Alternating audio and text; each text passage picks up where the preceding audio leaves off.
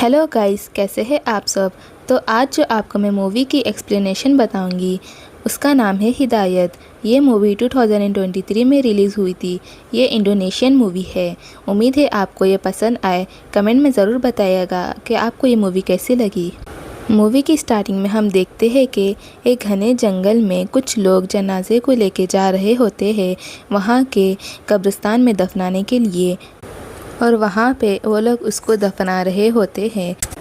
वो एक लड़की का जनाजा होता है और वो कब्र के अंदर जो लड़का रहता है उसका नाम बहारी होता है, और उस कब्र के बाहर जो लड़का खड़ा है उसका नाम हसन है और उसके बाजू उसकी वाइफ है। तभी वहाँ पे ज़ोरदार बारिश होने लगती है और हसन कहता है कि जल्दी कब्र से बाहर आओ। जब वो बाहर आने लगता है उसका हाथ फिसल जाता है और वह जनाजे के ऊपर गिर जाता है। तभी बहारी कहता है कि नहीं, ये काम अभी ही करना होगा। फिर वो लोग दुआ करके उसको दफना देते हैं। नेक्स्ट सीन में हम देखते हैं कि वो कब्र से हाथ बाहर आता है। अभी स्टोरी 4 दिन पहले की बताते हैं, जहाँ पे हसन बहारी से मिलने आता है। हसन उसका बेस्ट फ्रेंड होता है। बहारी यहाँ पे मैकेनिक होता है जो कि पहले एक्सोर्सियम का काम करता था, लेकिन वो काम उसने छोड़ दिया है और बहारी अभी अभी जेल से बाहर आया है। और यहाँ बहारी हसन से पूछता है गांव के बारे में। हसन कहता है कि गांव की बहुत बुरी हालत है, सब वहाँ पे डर रहे हैं और वहाँ पे रत्ना वापस आई है। तुम्हें याद है रत्ना? वो वापस आ गई है और वो बहुत ज़्यादा बीमार है। शायद वो जल्दी ही मरने वाली है और किसी को उसकी बीमारी के बारे में कुछ पता नहीं, उसका कोई इलाज नहीं मिल रहा।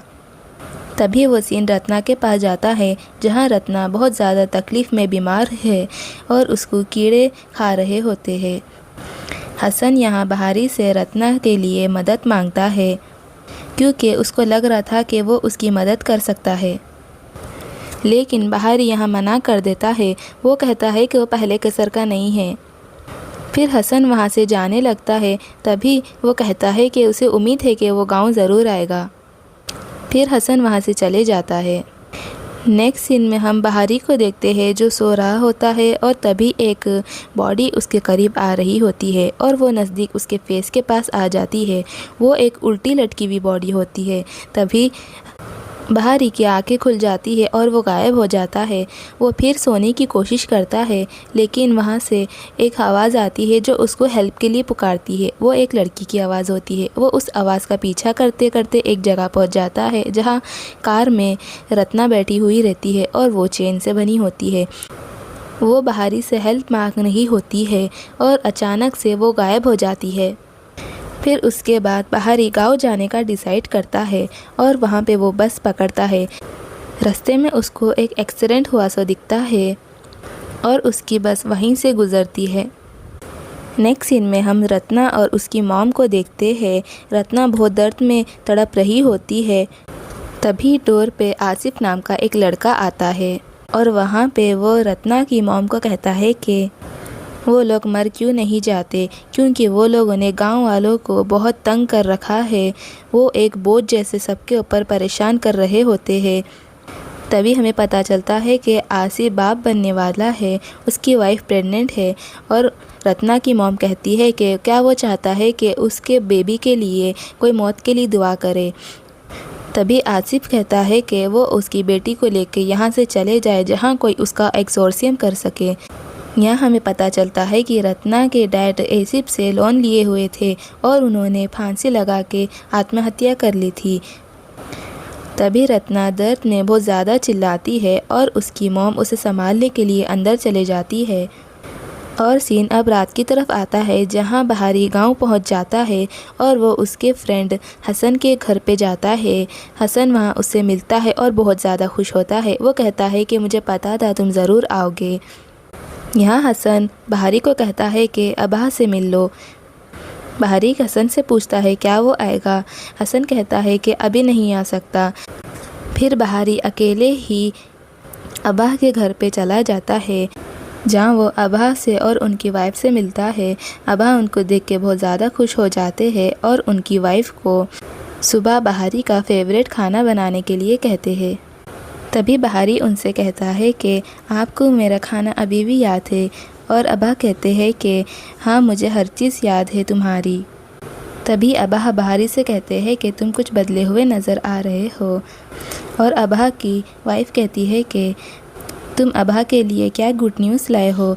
और बहारी कहता है कि ऐसा कुछ भी नहीं, कल हसन मुझसे मिलने के लिए आया था और मुझे आप लोगों की याद आ गई, इसलिए मैं आया हूँ।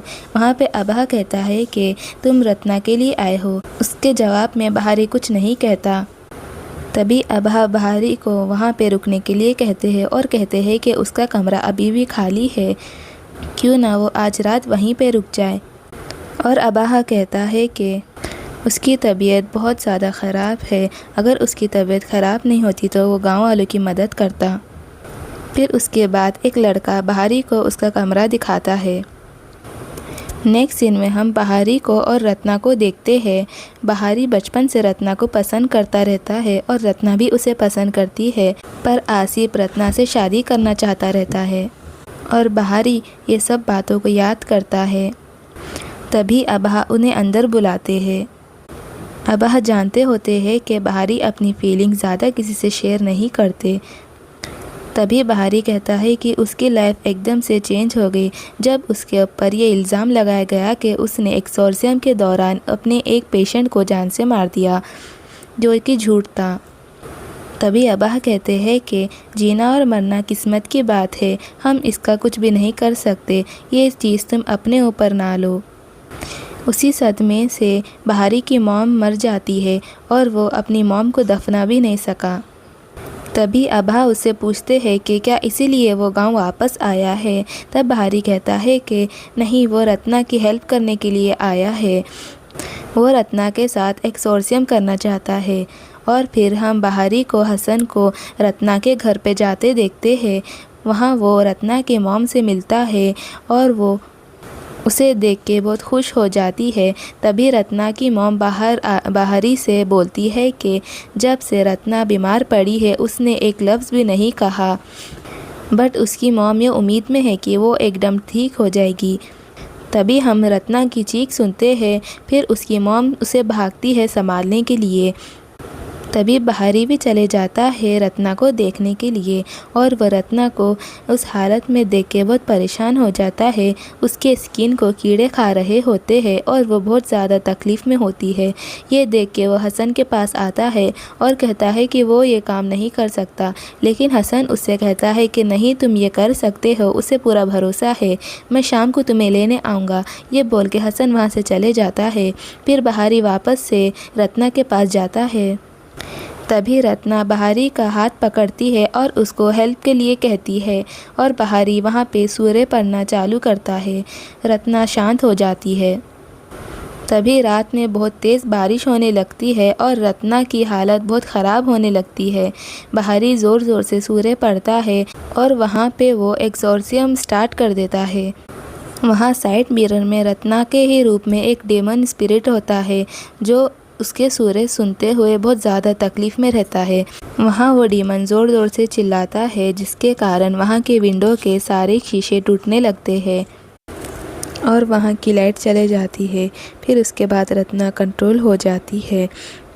फिर बहारी वहाँ से उठ के जाने लगता है कि तभी रत्ना अपनी आँखें खोलती है, जो कि वो पूरी तरीके से पॉजेस हो गई थी। बहारी रत्ना के मॉम के पास जाता है और उन्हें लाइट चलाने के लिए कहता है। उसकी मॉम लैंप लेके आती है और वहाँ पे बहारी वापस जाता है तो देखता है कि बेड पे रत्ना नहीं होती और उसकी मॉम और बहारी दोनों पूरे घर में रत्ना को ढूंढते हैं। तभी रत्ना आके बहारी का लैंप बुझा देती है और वहाँ से गायब हो जाती है। फिर उसकी थोड़ी देर के बाद बहारी को विंडो की तरफ से रत्ना नज़र आती है, जो उसे देख रही होती है। फिर बहारी और उसकी मॉम घर के बाहर जाते हैं रत्ना को ढूंढने के लिए। तब बहारी बाहर पीछे घर के ऊपर देखता है, वहाँ पे रत्ना बैठी हुई रहती है और एकदम बुरी तरीके से हंस रही होती है और वो उसकी माँ के ऊपर अटैक कर डालती है। तभी बहारी रत्ना के मॉम को बचाने की कोशिश करता है, लेकिन रत्ना उसे ढकेल देती है। तभी बहारी कहता है कि रत्ना होश में आओ, मैं जानता हूँ कि तुम अंदर ही है। तभी वो ईविल डेमन बोलता है कि नहीं, रत्ना मर चुकी है, जैसे तुम्हारे पिछले पेशेंट मर गए थे। और फिर अपने कपड़े फाड़ के कहती है कि तुम यही चाहते थे, और कहती है कि उसका ईमान कमज़ोर है गॉड के ऊपर। फिर उसके ऊपर वो हमला कर देती है। तभी हम अब्बा को देखते हैं जो कि प्रेयर कर रहे होते हैं, और यहाँ पे रत्ना बहारी के ऊपर हमला कर रही होती है और बहारी प्रे करने शुरू करता है। तभी रत्ना की गर्दन की हड्डी टूट जाती है और वो वहीं पे मर जाती है। मरते मरते वो अपने मॉम से माफ़ी मांगती है। यहाँ रत्ना की मॉम और बहारी बहुत ज़्यादा दुख में होते हैं। फिर हम अगले सीन देखते हैं जहाँ पे वो रत्ना को दफन करने ले जा रहे होते हैं। वहाँ रास्ते में बहुत सारे लोग अपने नाक के ऊपर हाथ रखते हैं क्योंकि रत्ना के पास से बहुत ज़्यादा स्मेल आ रही होती है, क्योंकि उसकी बॉडी बहुत ज़्यादा सड़ चुकी थी। तभी गांव के कुछ लड़के आसिफ, ददान, तोको एंड बुरहान वहाँ आते हैं और उसे वहाँ पे दफनाने के लिए मना करते हैं। तभी बहारी ये कहता है कि रत्ना को यहाँ दफन होने का पूरा हक है। तभी नेक्स्ट सीन वो आता है जब हम स्टार्टिंग में देखे थे कि एक लड़की को दफनाया जा रहा था, वो रत्ना ही थी। नेक्स्ट सीन में हम आसिफ को अपनी वाइफ के साथ देखते हैं जहाँ वो बहुत ज़्यादा खुश रहते हैं। तभी आसिफ की वाइफ को मैंगो खाने की क्रेविंग होती है और वो आसिफ से बोलती है कि उसको झाड़ से मैंगो तोड़ के लाओ। तभी आसिफ वहाँ से चले जाता है मैंगो लाने के लिए, और वहाँ पे वो कुएं से पानी निकालने जाती है जहाँ वो पानी की जगह पे सांप निकल आता है और वो डर के मारे नीचे गिर जाती है। फिर हम देखते हैं कि उसके पैर पे ब्लड लगा हुआ है। फिर वो वहाँ से डरते हुए मुश्किल से अपने घर में चले जाती है। वहाँ उसके पीछे रत्ना की बॉडी दिखती है। फिर वो खड़ी होती है, वहाँ पे रत्ना का घोस्ट उसे डरा देता है और वो बेहोश होकर गिर जाती है। इधर हम कब्रिस्तान में रत्ना की बॉडी को देखते हैं जो कि आधी बाहर आई होती है। नेक्स्ट सीन में ददान आसिफ को रोता देखता है और आसिफ से कहता है कि क्या हुआ। आसिफ बोलता है कि उसका बच्चा मरा हुआ पैदा हुआ। तब ददान कहता है कि ये सब इसीलिए हो रहा है कि यहाँ पर ही रत्ना की बॉडी को दफना दिया गया और ये सब बहारी के वास्ते हो रहा है। आसिफ कहता है कि बहारी को इसका बदला चुकाना होगा। अगले सीन में हम हसन बहारी के पास मिलने आता है और वहाँ बहारी उससे पूछता है कि उसके जाने के बाद रत्ना के साथ क्या हुआ। हसन कहता है कि बहारी के जाने के बाद रत्ना के डैड बहुत ज़्यादा कर्ज में डूब गए थे जिसे वो चुका ना पाए, जिसके बाद उन्होंने सुसाइड कर ली। जिसके बाद गांव वाले रत्ना और उसके मॉम को परेशान करने लगे और वो लोग इनको धमकी देते थे कि अगर वो लोगों ने इनके पैसे ना चुकाए तो वो इनका रेप कर डाल के मार डालेंगे। उसी के बाद रत्ना गायब हो जाती है और गांव वाले उसकी मॉम को परेशान करते हैं। अगले सीन में हम बुरहान के घर को जाते हैं जहां पता चलता है कि बुरहान नाइट क्लब में एक बाउंसर की नौकरी करता था और वहां पे रत्ना भी काम करती थी, जिस पे बहारी को बिल्कुल भी भरोसा नहीं होता। और बुरहान ये बोलता है कि क्लब में रत्ना बहुत मशहूर थी, जिसके बाद वो उसके बारे में बुरी बातें करने लगता है और कहता है कि वो आदमियाँ उसको बहुत ज़्यादा पैसा दिया करते थे, जिसका कुछ हिस्सा रत्ना उसे भी देती थी ताकि वो गांव वालों के सामने कुछ भी बात ना बताए और अपना मुंह बंद करके रहे। पर एक दिन उसने काम छोड़ दिया और बीमार हो गई। फिर हम अगले सीन में देखते हैं जहां बुरहान अपने घर में रहता है और वहां उसको कुछ आवाज़ें आती है जो उसका नाम ले रही होती है। वो उस आवाज़ का पीछा करता है और जंगल में पहुंच जाता है। तभी उसके बाजू में झाड़ के पास रत्ना खड़ी होती है, पर वो उसे देख ना सका। बाद में वो पलटता है, तब रत्ना का घोस्ट उसके सामने खड़े होता है और उसके मुंह से सांप निकलता है। वो ये देख के बहुत डर जाता है और अपने घर चले जाता है।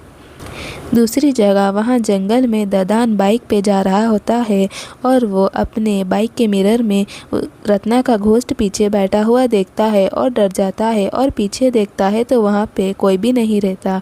फिर वो वहाँ से जाने लगता है। तभी रत्ना रास्ते में उसका घोस्ट दिखता है। वो डरते हुए बाइक चला के वहाँ से निकल जाता है। इधर हम बुरहान को परेशान देखते हैं, जहाँ उसकी वाइफ आती है और उसे पास बुलाती है, फिर उसे किस करती है। तभी वो लेटते हैं तो वहाँ पे रत्ना होती है और रत्ना उसे कहती है कि क्या हुआ, और एक अजीब तरीके से हंसने लगती है। बुरहान की वाइफ बाहर होती है। वो अंदर रूम में आती है और देखती है कि बुरहान फांसी से लटका हुआ है। ये देख के वो बहुत ज़्यादा चिल्लाती और रोती है।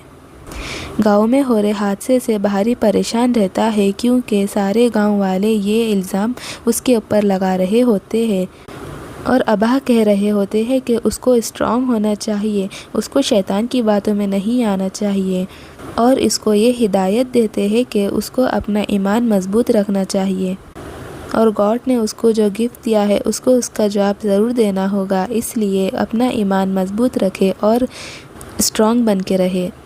नेक्स्ट हम देखते हैं कि रत्ना की कब्र पर किसी ने ऑफरिंग रखी है। तभी उसकी मॉम आती है और वो ऑफरिंग हटा देती है और उसके चारों तरफ कपड़ा से कवर कर देती है। उसी रात हम देखते हैं कि एक आदमी वज़ू करने के बाद उसे एक शैतान पॉजेस कर लेता है। उसी के साथ में 2 और लोग भी पॉजेस हो जाते हैं और गांव वाले वो लोग को संभालने लगते हैं। वो तीनों पॉजेस हुए लोग बहारी के करीब आने लगते हैं। तभी बहारी कहता है कि पूरे गांव वालों को साथ में प्रेयर करना चाहिए, तो सब साथ में सूरह फातिहा पढ़ने लगते हैं और जो पॉजेस हुए लोग थे वो धीरे धीरे ठीक होने लगते हैं। तभी एक आदमी आता है और कहता है कि अब्बा की तबीयत ख़राब है, जल्दी से आओ। तभी बहारी भागते हुए अब्बा के पास जाता है और वहाँ पे अब्बा अपनी आखिरी सांसें ले रहा होता है। तभी अब्बा अपनी तस्बीह बहारी को देता है और दुआ पढ़ के मर जाता है। नेक्स्ट मॉर्निंग हम अब्बा की फ्यूनरल देखते हैं, जहाँ पे ददास आसिफ तोको आए हुए रहते हैं और बहारी को गांव के सारे हादसों का कसूरवार ठहराते हैं और बहारी को गांव छोड़ के चले जाने के लिए कहते हैं और बहारी उसी टाइम गांव छोड़ के चले जाता है। अगले सीन में हम रत्ना की फ्रेंड लिसा को देखते हैं, जो कि उसकी कब्र पर आई होती है और वो वहाँ रत्ना को आधा कब्र के बाहर निकला हुआ देख के डरते हुए वहाँ से भाग जाती है।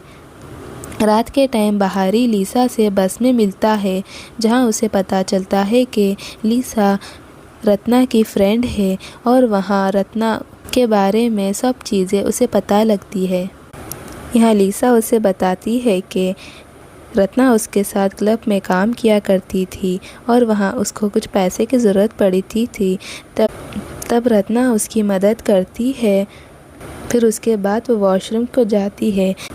तभी वो वॉशरूम से आते टाइम सुनती है कि बुरहान वहाँ पे आता है और रत्ना से कहता है कि उसके डैड ने अभी तक उसके पैसे नहीं चुकाए, अगर वो ना चुकाए तो वो उसकी खूबसूरती से काम चला लेगा। तभी रत्ना कहती है कि मैं सुबह तुम्हें पैसे दे दूँगी। फिर वहाँ से बुरहान चले जाता है। तो बहारी पूछता है कि क्या तुम्हें पता है कि रत्ना के अंदर वो चांस किसने छुपाए, और लिसा कहती है कि उसको नहीं पता, उसको बस इतना पता होता है कि रत्ना ने उससे कहा था कि वो बुरहान का कोई गांव का दोस्त है और वो वहाँ पे कहती है कि ये चांस को जानवर का ब्लड या सेक्रीफाइस की ज़रूरत होती है और एंडिंग में उसको कोई अपने लव्स वन को देना होता है।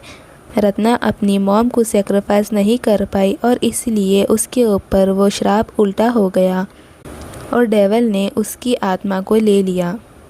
ये सुन के बहारी गांव नहीं जाता और वापस आ जाता है। रास्ते में ही उसको तोको और आसिफ मिलते हैं। वो वहाँ पे लड़ाई करता है और वो आसिफ से मारते हुए कहता है कि रत्ना के अंदर वो चांस किसने रखे थे। तभी वो कहता है कि दादन ने रखे थे। तभी वहाँ पे हसन आता है और उसे ले जाता है। दोनों दादन के बैकयार्ड पे पहुँचते हैं, जहाँ वो देखता है कि बहुत सारे ब्लैक मैजिक का सामान रखा हुआ है और वहाँ पे बहुत सारे जानवरों को बलि दी हुई रहती है। तभी वहाँ पे पीछे से ददन आता है और उसके सर पे वार कर देता है और वो वहाँ पे बेहोश हो जाता है। बाद में जब बहारी होश में आता है, उसको याद आता है कि अबा ने उससे जो कहा था वो कहते हैं कि अपने मुंह से नहीं अपने दिल से प्रे करो। उसी दौरान ददन ये कहता है कि उसी ने लिसा को वो चांस दिए थे अपनी बॉडी में रखने के लिए, और वो कहता है कि वो उसकी डील शैतान से कर देता है।